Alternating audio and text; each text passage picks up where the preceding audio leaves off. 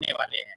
तो इस टाइम में अगर आपको महत्व देना है तो केवल रोटी, कपड़ा, मकान नहीं है, उसमें एक तो मैं ऐड करता हूँ, वो जो चौथी चीज़ होती है वो एजुकेशन जो तो नहीं।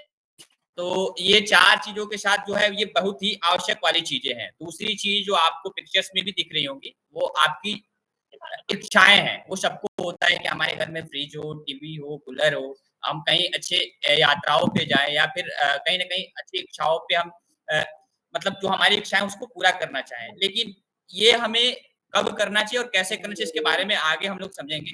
और तीसरा जो आपको पिक्चर में दिख रहा है वो है आपके क्या बोलते हैं दोष, पाप यानी उसको बिल्कुल ना ही करना चाहिए, वो अवॉइड करना चाहिए। जैसे आप लोगों को पिक्चर्स में दिख रही होगी, जुआ खेलना, मदिरा सेवन करना या स्मोकिंग पे खर्चे करने और इस तरीके के जो लग रहे हैं कि नहीं ये इससे एक मतलब 1% का आपका फ़ायदा नहीं है, बिल्कुल नुकसान ही नुकसान है।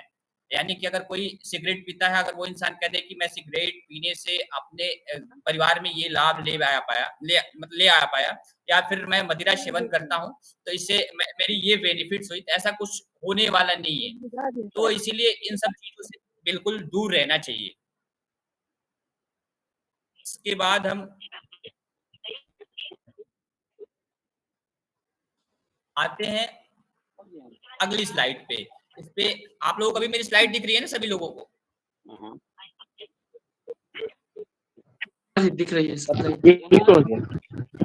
अब आते हैं इसके अगले स्लाइड पे। अगले स्लाइड में जो चीज़ें हैं वही है कि आप अपने खर्चे को कैसे कम करें और बचत करें। जिस पे मैंने थोड़ा-सा अभी बात किया ब्रीफ में कि आप लोगों को जो बेवज़ह की चीज़ें हैं यानी मदिरा सेवन, जुआ, शराब इस तरीके की चीज़ों में मतलब ऐश-आराम की जो बहुत ज़्यादा चीज़ें हैं, उस पे बहुत ज़्यादा खर्च करने की आवश्यकता नहीं है।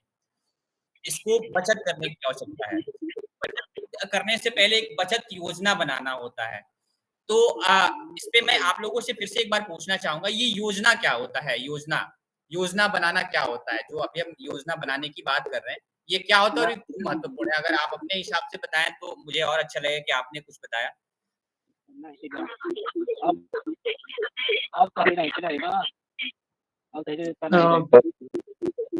पहला चीज़ कुश कुमार मिश्रा जी अगर आप अपना वॉइस म्यूट कर लें, अगर बताना चाहते हैं तो बताएँ, अदरवाइज़ आप म्यूट कर लें। ठीक है। एनीवन? योजना सेंस होता है कि आपका किसी भी चीज़ को करने के लिए जो हम प्रक्रियाओं को अपनाते हैं, तो उसको हम योजना कहते हैं।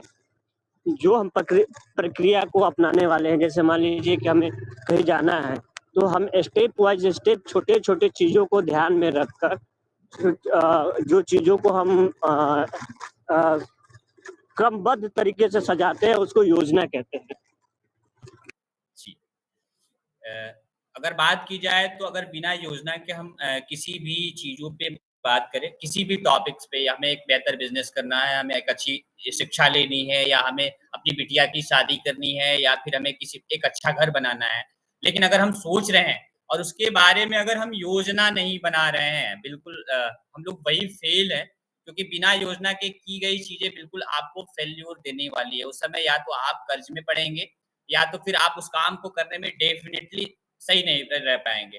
कभी-कभार ऐसी चीज़ें होती है इत्तेफ़ाक कि आप बिना योजना के भी कर जाते हैं, लेकिन वो इत्तेफ़ाक होता है उससे किसी भी प्रकार का वो कहीं न कहीं आपके लिए सूटेबल नहीं होता है। किसी भी इंसान को कोई भी काम करना हो, आपको यहाँ से दिल्ली की यात्रा करनी हो, आपको एक अच्छा व्यापार करना हो या फिर आपको अच्छी शिक्षा लेनी हो, तो उसके लिए योजना बनाना सबसे आवश्यक होती है, जिसके बारे में हम लोग आगे और बेहतर से समझेंगे योजना क्या होता है। जैसे आप लोग अभी एक नई स्लाइड मैंने दिखाई, इसमें किसी को भी अगर कोई लड़की है जिसको अगर उच्च शिक्षा के लिए 50,000 रुपए की आवश्यकता थी और उसने प्लानिंग कब बनाई, तो उस प्लानिंग को उसने 5 साल पहले ही बनाया कि हमें 5 साल बाद एक ऐसी शिक्षा लेनी है जिसमें मतलब उनके परिवार वालों ने लिया, जिसमें ये था कि 5 साल बाद मेरी बिटिया की शिक्षा के लिए मुझे 50,000 रुपए की आवश्यकता है। तो 5 साल पहले की प्लानिंग जब उन्होंने किया तो उसका एक कैलकुलेशन उन्होंने किया कि ये 5 साल में लगभग कितने दिन आएँगे। तो वो आप लोगों को स्लाइड्स में दिख रहे होंगे कि 5 साल में 365 गुणे अगर 5 किए जाए तो 1825 दिन आते हैं। और उस 1825 को 50,000 से डिवाइड करके 27 रुपए दिखाया गया। अगर हम बात करें तो एक दिन में अगर हमें 50,000 की आवश्यकता हो तो कहीं ना कहीं हम या तो कर्जे लेंगे या तो वो हम पे एक बोझ ही पड़ने वाला है वो 50,000 का। लेकिन अगर उसी 50,000 को अगर हम 5 साल पहले हमने प्लानिंग किया तो हम मात्र उतने रुपए में ही खत्म कर पाएंगे जितने का हम शाम को अपने बाजारों में जाके छोला खाए, समोसा खा के खत्म कर लेते हैं। यानी किसी अपने इस तरीके के खर्चों पे खत्म कर देते हैं जो कि बहुत ही जरूरी नहीं होती है। और उसको अगर हम अवॉइड करके अपने प्लानिंग के तहत काम करें तो रोज का 27 रुपए बचाना कहीं एक दिन का 50,000 बचाने से बहुत ही बेहतर होता है। तो कहीं ना कहीं आपके योजना आपके लक्ष्यों को प्राप्त करने के लिए बिल्कुल भी आसान होता है। तो बिल्कुल पहले से प्लानिंग करें। तो फाइनेंशियल मैनेजमेंट की जो बात करें हम लोग, वित्तीय प्रबंधन, जो ये यही कहता है कि बिना योजना के हम कहीं भी जाते हैं, एक अच्छे व्यापार की बात करते हैं या एक अच्छी शिक्षा की बात करते हैं या फिर एक अच्छी नौकरी की बात करते हैं। इवन हम बहुत सारे ऐसे लोग भी जुड़े होंगे जो नौकरी की बात कर रहे हैं। लेकिन अगर बात कर रहे हैं, अगर हमें कहीं आर्मी में जाना है या फिर किसी अच्छे पोस्ट पे और कहीं जाना है और उसके लिए हम लक्ष्य नहीं बना रहे हैं, हमें उसमें दौड़ना होता है कई सारी वैकेंसियों में। लेकिन अगर हम दौड़ के लिए प्रिपरेशन नहीं कर रहे हैं और हमने लक्ष्य बना रखा है कि नहीं हम जाएंगे तो आर्मी में ही जाएंगे, अदरवाइज कहीं नहीं जाएंगे, यकीन मानिए आपके योजना के बिना आप बिल्कुल फेल हैं। चाहे वो आपकी नौकरी के लिए हो या शिक्षा के लिए हो या किसी भी चीजों के लिए हो। तो बिल्कुल आज से एक आप नई रूटीन बनाएं कि हमें किसी भी काम को करने से पहले एक योजना बनाना है। तो इस तरीके से चीजें बिल्कुल आसान हो जाती है, चाहे किसी भी हेड में आप काम करें। मैं ये नहीं कह रहा कि केवल ये फाइनेंशियल चीजों के लिए, किसी भी चीजों के लिए अगर आप योजना नहीं तैयार करते हैं तो कहीं ना कहीं आप फेल हैं। तो इसको ध्यान में रखते हुए अगर आप एक प्रैक्टिस बनाएं छोटी छोटी चीजों पे, जैसे एक बहुत बड़ी चीज हो गई, अगर हम हमें 30 दिन बाद ही हमें छोटा ही कुछ काम करना है तो हम एक बार 30 दिन की प्लानिंग नहीं करें, उसको आज से प्रैक्टिस में रखें कि हमें जो है इतने रुपए 30 दिन बाद चाहिए। तो हम 1 रुपए का एक दिन में कितना बचाएंगे तो हमें 30 दिन बाद जो है इतने पैसे हमें अर्न हो जाए, मतलब हमारे पास इकट्ठे हो जाएंगे। तो कहीं 30 दिन में एक दिन में ये जुटाना और 30 दिन में आप मतलब इकट्ठा करना बिल्कुल अलग हो जाएंगे और कहीं ना कहीं आप देखेंगे कि 30 दिन में इकट्ठा करना आपके लिए आसान हो जाएगा। तो इसी तरह फिर आगे बढ़ते हैं अगले स्लाइड पे। अच्छा, जिनको समझ में नहीं आएगा, जहां भी थोड़ी बहुत क्वेश्चंस होगी वो बिल्कुल अपने हैंड रेज करिएगा, वहां से हम आपके सवालों का जवाब देते हुए अगर आगे बढ़ेंगे तो कहीं ना कहीं वो आसान हो जाएगा समझने के लिए। अभी तक किसी को कोई सवाल? ठीक है, फिर आगे बढ़ते हैं। तो अब आते हैं हम फाइनेंशियल मैनेजमेंट के अगले टॉपिक पे। इसमें होता क्या है, लोग कई जगहों पे ये होता है कि लोग अर्न तो करते हैं, पैसा तो कमाते हैं, लेकिन उसको किस हेड में खर्च करने हैं, कितने खर्च करने हैं, इसको समझना उनके लिए मुश्किल हो जाता है। कि कमा तो रहे हैं, छोड़ो अगले महीने अगर इस महीने कुछ कर लेते हैं एक्स्ट्रा तो क्या करना है, अगले महीने उसको हम मैनेज कर लेंगे। और इसी अगले महीने मैनेज करने के चक्कर में काफी कमाने वाले लोगों को भी देखेंगे तो वो कर्जे में रहते हैं। उसका कारण ये है कि वो अपने आमदनी से ज्यादा कहीं ना कहीं पैसे खर्च कर रहे हैं। तो इसके लिए आप लोगों के पास एक सजेशन है, या तो अपने खर्चे को कम करें या फिर ज्यादा कमाने की कोशिश करें ताकि आप लोग बिल्कुल बैलेंस में रहे। जैसे इस पिक्चर्स में दिख रही होगी आप लोगों को, दो पिक्चर्स हैं, एक में कहीं ना कहीं एक तरफ आमदनी है और एक तरफ खर्चे हैं, तो वो चीजें बैलेंस दिख रही होगी आपको। दूसरे पिक्चर में सेम चीजें हैं बट यहाँ अर्न कम है और खर्चे हैं, तो ये कहीं ना कहीं आपको बैलेंस करने में सही नहीं होता है। तो दो सबसे बेहतर तरीका है आप खर्चे को कम करें और अपने आमदनी को बढ़ाएं, तो कहीं ना कहीं आप बिल्कुल ग्रो की तरफ जाएंगे, वो फिर आप नीचे नहीं आने वाले हैं। तो एक ये अपना फॉर्मूला होता है। इसके आगे बढ़ते हैं। सबसे बड़ी चीज होती है बचत। अच्छा, बचत की क्यों आवश्यकता है और बचत क्या है, इसके बारे में कौन बताएगा?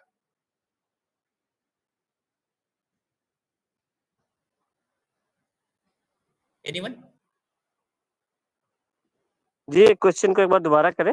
अगर आपके दैनिक जीवन में बचत करना क्यों आवश्यक है और ये क्यों होना चाहिए? हेलो,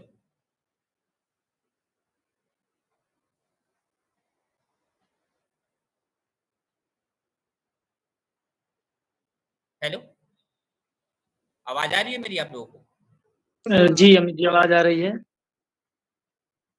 ठीक है, तो इसको मैं ही डिफाइन करता हूँ।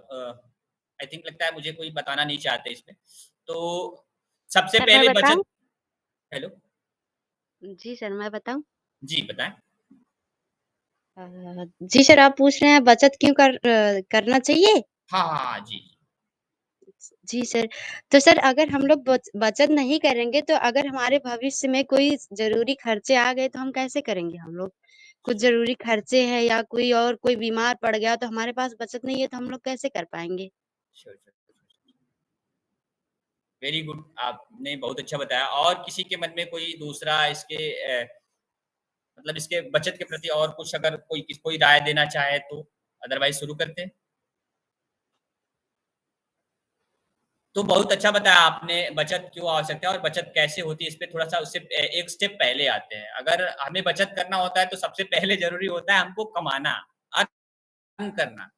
जब हमें कहीं से आय आएगा तभी उसमें से बचत कर पाएँगे। और दूसरी चीज़ होती है, हम अपनी पूरी इनकम को 100% कोई इंसान नहीं बचा सकता है। तो बचत का एक फ़ॉर्मूला भी होता है कि आय, इसके बाद खर्च यानी व्यय, और जो बच जाता है वो हमारा बचत। तो ये फ़ॉर्मूले के हिसाब से हमको अपने दैनिक जीवन में चलना चाहिए या इसको थोड़ा-सा मॉडिफ़ाई हमको करना चाहिए? तो मैं इसमें ये कहूँगा कि ये एक बेसिक फ़ॉर्मूला होता है कि आय, व्यय, बचत। लेकिन अगर हम एक अपनी बेसिक अंडरस्टैंडिंग रखें कि हमको इस महीने में, चूँकि हम अपने लक्ष्य के साथ चल रहे हैं ना, कि हमें अपने बिटिया की शादी करनी है या बिटिया को अच्छी शिक्षा देनी है, हमें अपने व्यापार को और बेहतर करना है या फिर किसी और डेट में हमको बेहतर कार्य करना है, इसके लिए हम बचत कर रहे हैं। तो बचत के प्लानिंग के हिसाब से हम क्या करेंगे, आप लोग एक चीज़ को नोटिस कीजिएगा अपने दैनिक, ये बेसिक बिल्कुल आपके दैनिक जीवन में उपयोग होने वाली चीज़ें हैं। अगर आपके पास किसी महीने में ₹2000 है, तो यकीन मानिए आपके पूरे परिवार का खर्चा 2000 में चले जाएँगे। लेकिन अगर आपके किसी महीने में 10,000 होते हैं, तो कभी-कभार लोग जब हम अपने फाइनेंशियल मैनेजमेंट को नहीं समझ पाते हैं, उस समय हम अपने 10,000 को भी खत्म कर देते हैं। तो उस समय इन सब चीज़ों के बचने के लिए एक ये जो फ़ॉर्मूला होता है, इसको थोड़ा-सा हम उल्टा कर देते हैं।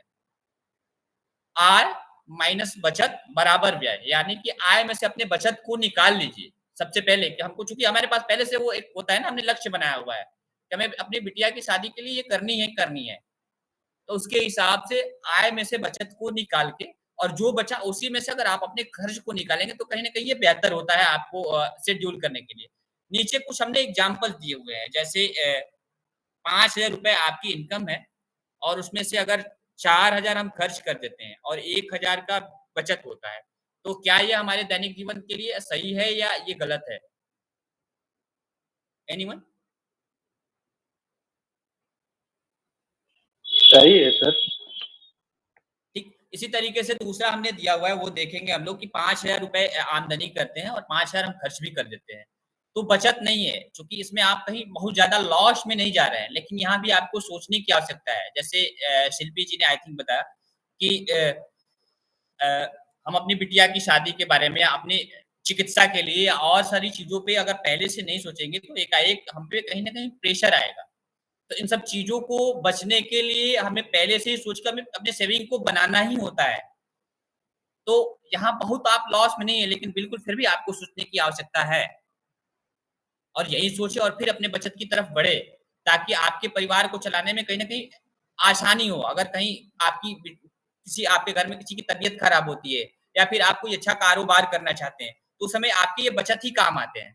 तीसरा हमने एक देखा हुआ, देखिए रेड ज़ोन में पहले से ही बनाया हुआ है इसको, कि आपकी 5000 की इनकम है और उसमें से अगर 6000 आप खर्च करते हैं, तो कहीं न कहीं आप 1000 किसी से लोन ले रहे हैं। या मतलब कहीं न कहीं आप पे ये कर्ज़े पड़ने ही वाले हैं और ये आपको चुकाना ही है, और ऐसा ही अगर आपका चलता रहे, तो आपकी ज़मीन, आपकी घर, कुछ न कुछ आपकी बिकनी ही बिकनी है। तो अगर ऐसी बात आती है तो बिल्कुल आप रुक जाएँ।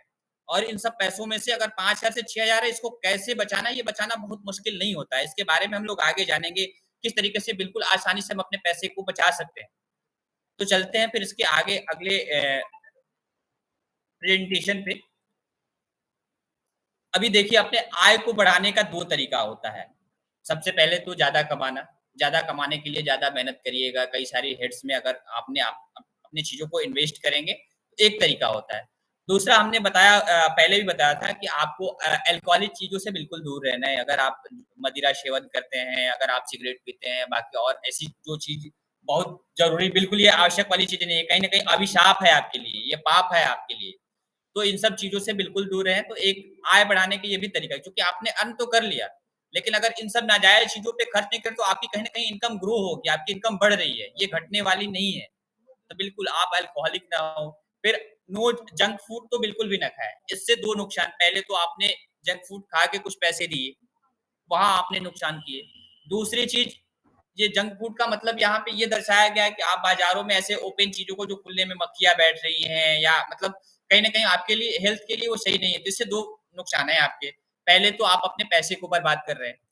दूसरी चीज़ इससे होगा क्या कि आपकी डेफ़िनेटली इस तरीके के खाने आप रोज़ खाइए, देखिए डेफ़िनेटली आपका तबीयत खराब होने ही वाला है। तो पहले आपने पैसा यहाँ बर्बाद किया, फिर दूसरा आपने पैसा ये बर्बाद किया कि आपने डॉक्टर्स को पैसा दिया। तीसरा, जितने टाइम तक आप बीमार हैं, कहीं न कहीं आपने टाइम को भी आपने बर्बाद कर दिया।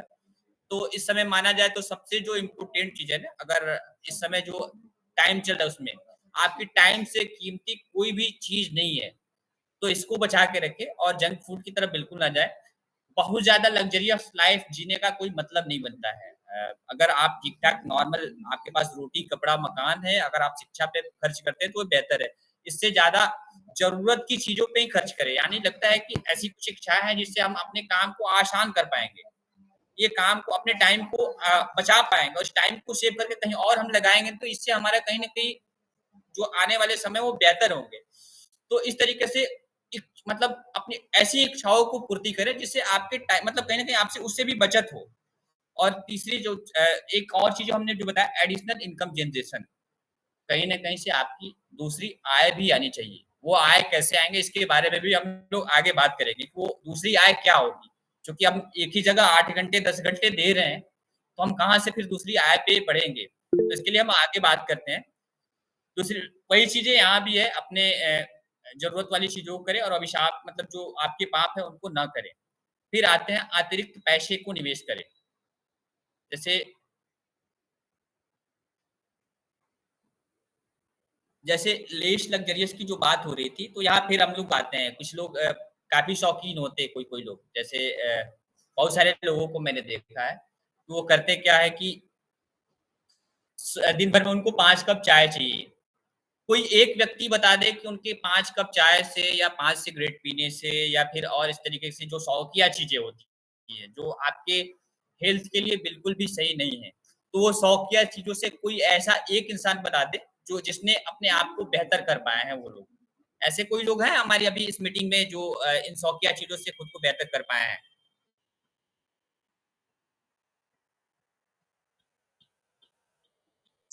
नहीं, ऐसा अभी तक तो कोई नहीं है जो अपने फालतू के इन्वेस्टमेंट में ये बता सके कि ये हमें बेनिफिट हुआ है। बिल्कुल। तो अभी वही चीज़ है और दूसरी चीज़ कोई भी इंसान ऐसा भी नहीं जिसको आज मैं कहता हूँ अगर मदिरा के जीवन में जी, हेलो।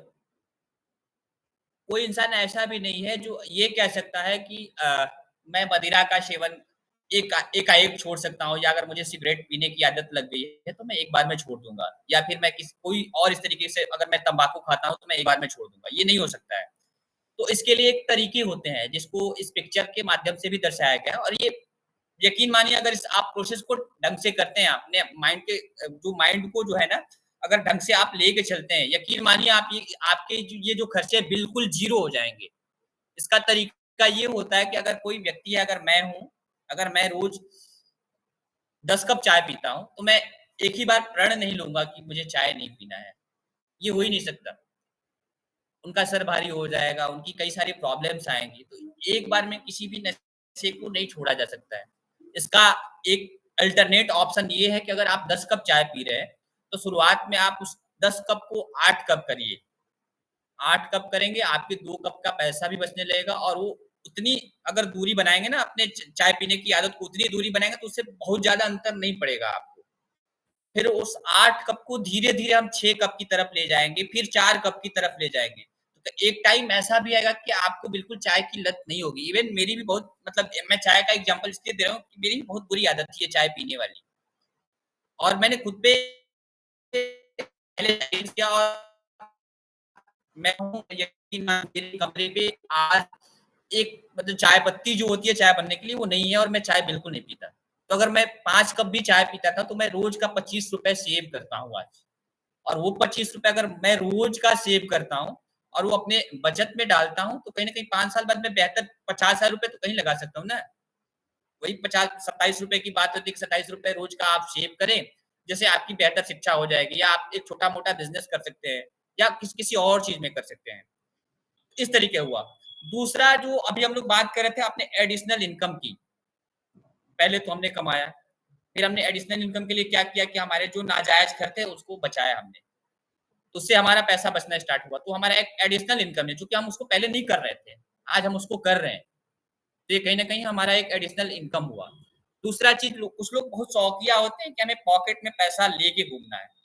क्या ये अच्छी चीज़ है? ये अच्छी आदत है आप लोगों की पैसे को पॉकेट में लेके घूमना या घर में रखना? अपने कुछ खर्चे के लिए तो कहीं न कहीं ठीक है, लेकिन यूज़ उससे उसके ऊपर अगर लेके चलना है, तो ये थोड़ा-सा प्रॉब्लम है। जी, जी। आप अगर कुछ लोग बहुत शौकिया होते हैं कि 50,000 रुपए या इससे ज़्यादा अपने घरों में रखेंगे क्योंकि इसमें 2 कारण होते हैं। इस समय बहुत सारे ऐसे भी चीज़ें हुई ना आप लोग देखेंगे, बहुत सारे चिट फंड कंपनियाँ मतलब कुछ लोगों के पैसे डूब गए उसमें चिट फंड कंपनियों में। तो बहुत सारी जगहों पे इसलिए लोग डर गए, अब अपना पैसे को सबसे ज़्यादा सेफ अपने घरों में समझते हैं। लेकिन वहाँ भी आप सेफ नहीं हैं। अगर बैंकों में सेफ नहीं, तो आप अपने घर में भी सेफ नहीं है। आपकी छोटी-सी एक जगह होगी जहाँ आप पैसे रखते होंगे। कोई आएगा उठा के ले जाएगा पहली चीज़। अगर उससे बच भी गए, तो वो पैसे बढ़ने वाले बिल्कुल नहीं हैं। मैंने इसका एग्ज़ाम्पल मेरे पास ये है कि मैंने भूल गलती से एक ₹500 का नोट अपने पॉकेट में रखा और वो 2 साल तक मेरे पॉकेट में ही रखा। सेम चीज़ मैंने एक बचत खाता खुलवाया उसमें मैंने ₹500 रखा था। वो ₹500 जो मेरे बचत खाते में थे, वो अगले 2 साल पे के बाद गया तो वो 6% सालाना के हिसाब से वो कहीं न कहीं 5 इकत्तीस 30 दूनी ₹60 वो बढ़ गए थे हमारे खाते में, वो ₹500 रखने से ही। लेकिन जो हमारे पॉकेट में ₹500 थे, वो पुराने हो गए और एक दिन मोदी जी यार उन्होंने बोला कि आज से 500 के सारे नोट बंद और उस चक्कर में मुझे लाइन में भी लगना पड़ा। तो कहीं न कहीं अपना बहुत सारा मुझे लाइन में लगना पड़ा, मुझे टाइम देना पड़ा और मेरे ₹60 के नुकसान हुए, वो अलग हुए। तो जो एडिशनल इनकम की बात हो रही थी, वो हम यही कर रहे थे, कि अपने पैसे को सेव करिए और सेव किए हुए पैसे को आप बैंक्स में रखिए। अच्छे कहीं म्यूचुअल फंड्स में इन्वेस्ट कीजिए। उससे भी बेहतर कहीं अपने इंश्योरेंस में रखिए या फिर मतलब अपने जहाँ आपको लगता है कि जिससे हमारे बेनिफिट्स होने वाले हैं इन फ्यूचर। अगर एजुकेशन के लिए कहीं हम सेव कर रहे हैं, तो एजुकेशन के लिए अगर कोई अच्छी स्कीम है, उसमें इन्वेस्ट करिए। अपनी बिटिया की शादी के लिए आपको इन्वेस्ट करना है, तो कहीं न कहीं आपके साथ रोजगार ढाबा की टीम है, आप लोग सुकन्या समृद्धि योजना में इन्वेस्ट करिए।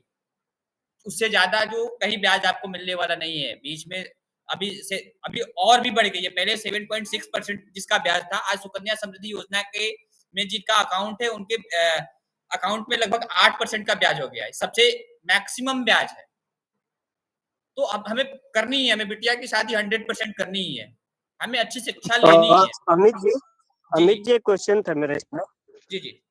ये क्वेश्चन था कि सुकन्या के खाता जो खुलवाने के लिए जो क्योंकि हमारे साथ में और भी ग्रामीण की महिलाएं हैं और इसमें जो ग्रामीण में महिलाओं क्योंकि आपने जो सही कहा कि जो लड़कियां हैं वो आज हुँ। नहीं कल हम उनकी शादी कराएंगे, जी, जी। लेकिन उस शादी में हमारा खर्चा भी होगा। बहुत सारे लोगों का पैसा इसमें नुकसान हो जाता है कि पैसा वो कहीं न कहीं कर्जा ले लेते हैं, उनका हुँ, ब्याज नहीं भर पाते हैं, तो वो आने वाले समय में अपना ज़मीन बेच के, अपने गहने बेच के या गिरवी रख के उनको देना पड़ता है। डेफ़िनेटली। तो सुकन्या में कि कब खाता खुलवाना उचित होता है? हुँ। बच्ची का जब कब किस उम्र में खाता खुलवाएँ और उसके लिए क्या-क्या प्रोसेस होता है? वैसे आप लोग रोज़गार ढाबा से हैं और आप लोग बेहतर इस पे काम करते हैं, लेकिन थोड़ा बहुत मैं इस पे बता ज़रूर सकता हूँ कि इस तरीके क्या है और किस तरीके से करना चाहिए। तो ये एक सुकन्या समृद्धि अकाउंट एक ऐसा अकाउंट है जिसका जिन बच्चियों की उम्र 1 साल से लेके 10 साल तक के बीच में है, वो अपनी बच्चियों का इसमें खाता खुलवा सकते हैं। और इस खाता में एक सबसे बड़ी बेनिफिट्स है कि इसमें आपको कोई इस तरीके का वो नहीं है कि आपको हर 1 महीने का अ, ₹1000 ₹500 या ₹200 ₹300 हर महीने आपको जमा करने हैं। ये एक ऐसा खाता है जिसमें आप 1 साल में मिनिमम ₹250 और मैक्सिमम आप 1.5 लाख रुपए तक का लाभ ले सकते हैं, रख सकते हैं इसमें। आप इसमें जितने भी पैसे रखते हैं, उसका आपको चक्रवृद्धि ब्याज मिलता है। अगर आपने इस साल रखा 1000 रुपए, तो 8% के जो बढ़े ना, 8% आपके पैसे बढ़े, वो अगले साल आपके कहीं न कहीं वो इस पूँजी में आ जाते हैं, और जो अगले साल आपके ब्याज मिलेंगे, 1000 प्लस 8% दोनों का ब्याज मिलेगा आपको, तो आपको ये चक्रवृद्धि ब्याज मिलते हैं। और इस तरीके के ब्याज बहुत कम सारे स्कीम्स में मिलते हैं। ये गवर्नमेंट इसको बहुत अच्छा प्रमोट कर रही है। बाकी इसकी बात करें तो इसमें लगने वाले जो डॉक्यूमेंट्स हैं, वो बिटिया की जन्म प्रमाण पत्र हो या आधार कार्ड हो, और माता-पिता में से किसी एक का जो गार्जियंस हो, उनका आधार कार्ड या आधार कार्ड हो, और दोनों का फोटो लगते हैं, और इससे आप सुकन्या समृद्धि योजना का लाभ ले सकते हैं। इसका अभी मैं आप लोगों को एग्जांपल दूँ, एक ये स्कीम बहुत अच्छी स्कीम है, और इसका सबसे ज़्यादा लाभ अगर कही जाए तो कहीं न कहीं बड़े लोग भी इसकी अच्छी स्कीम का लाभ लें, चूँकि इसमें किसी भी प्रकार का टैक्स नहीं लगता है, और 1.5 लाख रुपए तक आप सेव कर सकते हैं। और वो बिल्कुल नहीं सोचते हैं, एक बार जाते हैं और 1.5 लाख रुपए उसमें इन्वेस्ट कर देते हैं। उनका 8% का ब्याज भी ले रहे हैं, और वो एक मतलब बहुत अच्छा स्कीम है जिसके तहत वो लोग लाभ ले रहे हैं। बाकी इससे बेहतर रोजगार ढाबा की टीम आप लोगों को बताएगी, और किसी को भी आ सकता है, बिल्कुल रोजगार ढाबा से संपर्क करें, वो लोग आपको असिस्ट भी कर देंगे इन सब चीज़ों में। तो किसी को और कुछ सवाल? नहीं अमित जी, अभी तो नहीं है, आगे बढ़ते हैं हम लोग। ठीक है, ठीक है। फिर अगले पेज पे हम लोग चलते हैं इस प्रेजेंटेशन के। तो यहाँ देखिए, वही जो बात आ रही थी अभी, मृत्युंजय जी ने बताया कि जो कहीं न कहीं कर्जे में पड़ जाते हैं, एक खेत बिक जाता है। इसका कुछ कारण ये भी होता है कि हमने पहले ही बताया कि आप लोगों की प्लानिंग नहीं होती है पहले से, कि मेरी बिटिया की शादी करनी है। या अगर प्लानिंग आपने 50,000 का किया है, और उस समय आप उस प्लानिंग से ज़्यादा खर्चे में जाते हैं, तो आपको नुकसान होने ही होने हैं। तो इसके लिए सबसे पहले आपको प्लानिंग के हिसाब से, दूसरी चीज़ आती है इस पे आप लोगों को ना, लोग क्या करते हैं, बहुत जल्दी आसान की तरफ भागते हैं। मेरे से एक बार मैं ही क्या किया कि मुझे कुछ ज़रूरत थी, मुझे शिक्षा के लिए लोन लेना था। तो पहले मैं बैंक गया, बैंक में मैंने बोला कि मुझे एजुकेशन लोन लेना है। उन्हें बहुत सारे डॉक्यूमेंट्स बताए, ये लाइए, ये लाइए, ये लाइए, बहुत सारे कागज़ात बताए। मुझे लगा कि ये बहुत काफ़ी लेंथी लंबा प्रोसेस है।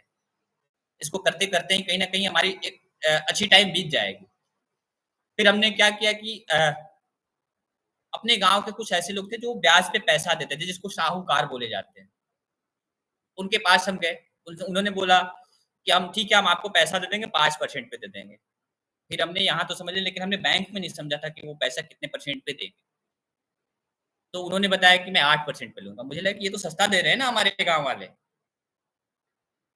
5% पे हमको दे भी रहे हैं, और वो जो है हमको 8% पे दे रहे हैं। लेकिन मैं ये नहीं समझा कि ये जो 5% पे दे रहे हैं, वो मंथली 5% का है। यानी कि 12 25 60, सालाना हम 60% रुपए पे कर रहे हैं किसी पैसे को लेने के एवज़ में। और वही पैसे आप जब बैंक से लेते हैं, तो सालाना 8% सा मतलब जिस स्कीम के अंतर्गत आप लेते हैं, उस तरीके का आपका पैसा लगता है। यहाँ तक कि आप अगर केसीसी के तहत आप कुछ पैसे लेते हैं, अगर किसान क्रेडिट कार्ड के तहत, तो वो 4% के इवेन आता है। तो इस तरीके से आप किस हेड में पैसा लेते हैं। मैक्सिमम आपका पर्सनल लोन 12 से 15% के बीच में आएगा, वो सालाना होगा। वो भी हमारे साहूकार से लिए गए पैसे से बिल्कुल कम का होगा। तो इन सब चीज़ों पे अगर हम ध्यान नहीं देंगे, अगर डॉक्यूमेंटेशन से हम लोग भागते रहेंगे, तो कहीं न कहीं हमें ₹5 की जगह ₹50 का भुगतान करना पड़ेगा, जो एक बचत का अच्छा, अपने मैनेजमेंट का अच्छा रूल नहीं होता है। फाइनेंशियल मैनेजमेंट का अच्छा रूल नहीं होता है।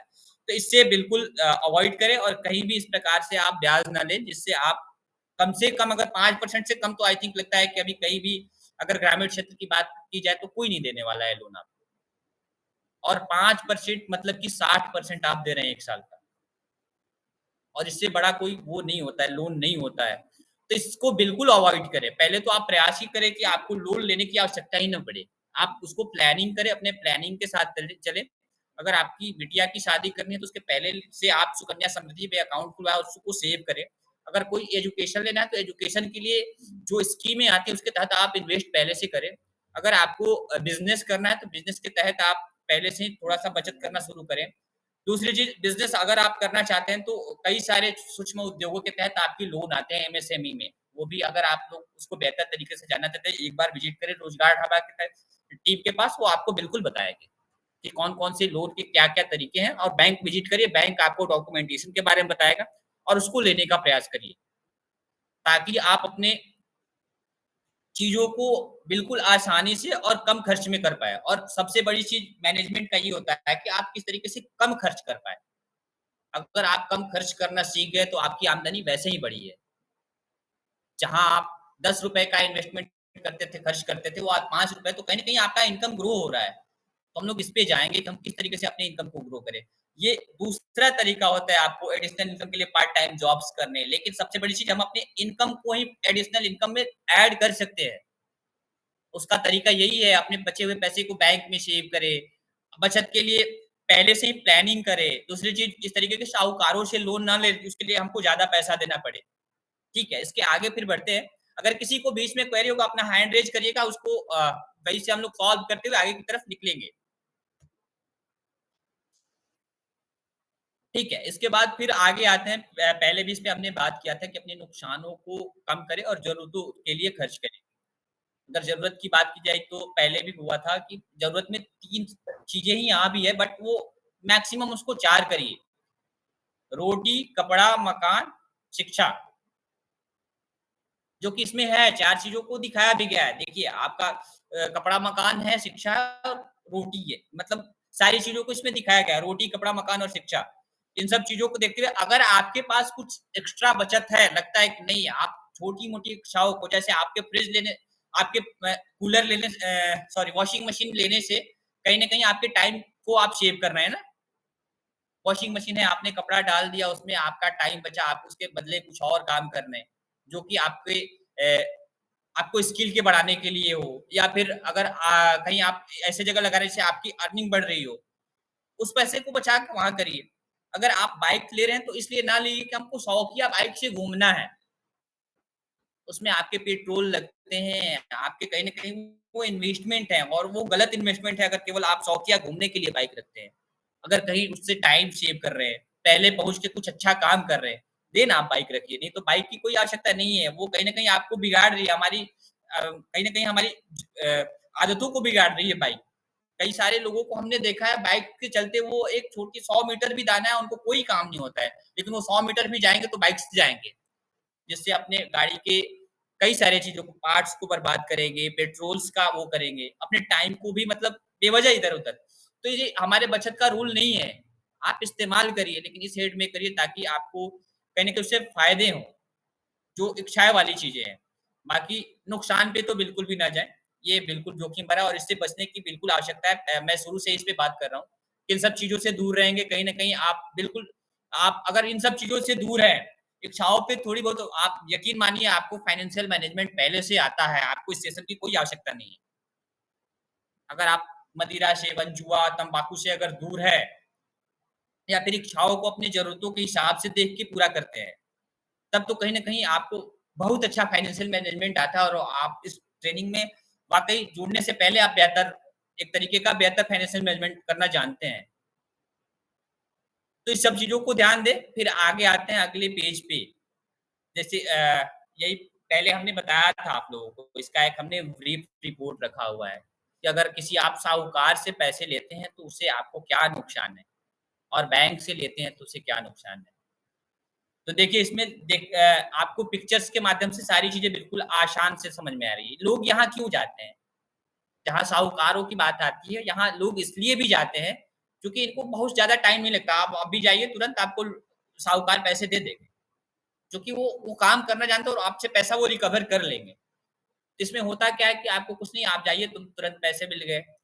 अब इसके जो आपको ब्याज देने हैं, छोटा-छोटा टुकड़ा ही करके आप कई सारे टुकड़ों में इस पैसे को दे रहे हैं 1 साल में। तो कहीं न कहीं अ, साल के पैसे से ज़्यादा हो जा रहा है। इससे होता क्या है, उसी बोझ पे मृत्युंजय जी ने भी बताया, चाहे इस पिक्चर्स में भी दिख रहे हैं आप लोगों को, कि इससे आपकी संपत्ति खोने का काफ़ी नुकसान होता है। जैसे किसी लोगों का घर बिक जाता है, कुछ लोगों की ज़मीन बिक जाती है, या फिर देखिए इस पिक्चर में अभी आपको दिख रही है कि आपकी एक संपत्ति है, पशु, पशुएँ आपकी बिक जाती है, जिससे आपके इनकम का स्रोत कम हो जाता है। अगर आप किसी दुकान खोल के बैठे हुए हैं, तो कहीं न कहीं देने के चक्कर में आपको दुकान बंद करना पड़ जाता है। तो इस तरीके से आपको नुकसान होते हैं। तो बिल्कुल थोड़े से अपने आराम के लिए, पहले तो अगर आपको लाइफ़ में कुछ अच्छा करना है ना, तो आराम करना छोड़ दीजिए। अगर आप आराम करेंगे, यकीन मानिए कल आप बिल्कुल आराम नहीं करने वाले हैं। कल फिर वही सारी संपत्ति भी खोएगी और खोई हुई संपत्ति फिर आप वापस नहीं ला पाएँगे और इसके साथ आपको मेहनत भी करना पड़ेगा। तो शुरुआत से ही अगर हम ना आराम करने वाली आदत डालें तो हमारे लिए वो बहुत ही बेहतर होता है।